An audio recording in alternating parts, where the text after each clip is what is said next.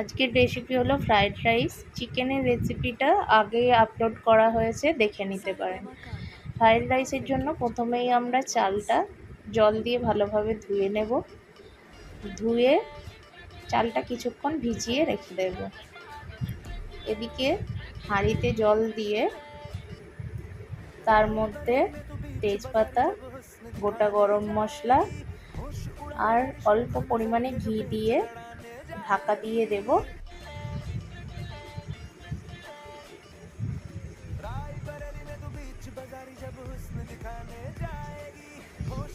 এবার জলটা ফুটে গেলে ঢাকনা খুলে ওর মধ্যে ভিজিয়ে রাখা চালটা দিয়ে দেব।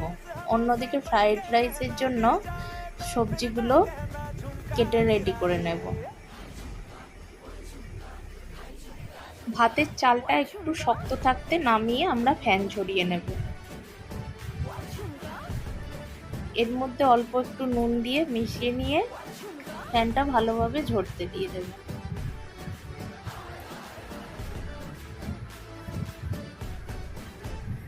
ফ্যান ঝরে গেলে ভাতটা অন্য একটা পাত্রে ঢেলে নেব।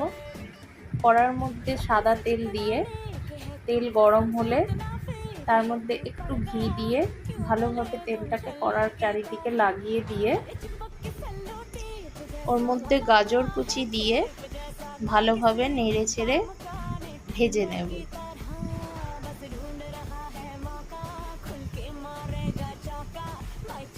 এরপর ওর মধ্যে দিয়ে দেব কুচনো বিনস। আবার একটু নেড়ে চেড়ে নিয়ে ওর মধ্যে দিয়ে দেব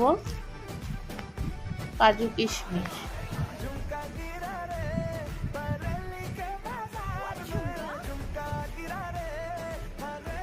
একটু ভাজা ভাজা করে নিয়ে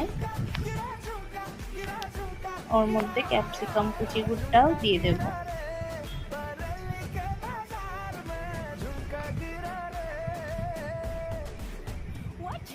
ভালোভাবে ভাজা হলে একটু নুন ছড়িয়ে দেব।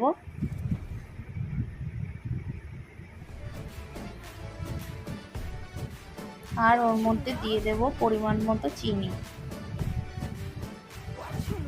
দিয়ে ভালোভাবে মিশিয়ে নিয়ে ওর মধ্যে রাইসটা ঢেলে দেব।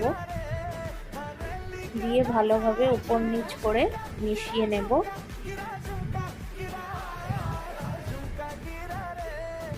এইবার ওর মধ্যে দিয়ে দেব সামান্য গোলমরিচ আর গরম মশলা আর অল্প পরিমাণ একটু ঘি ছড়িয়ে দেব। এরপর ভালোভাবে মিশিয়ে নিলেই রেডি হয়ে যাবে ফ্রাইড রাইস।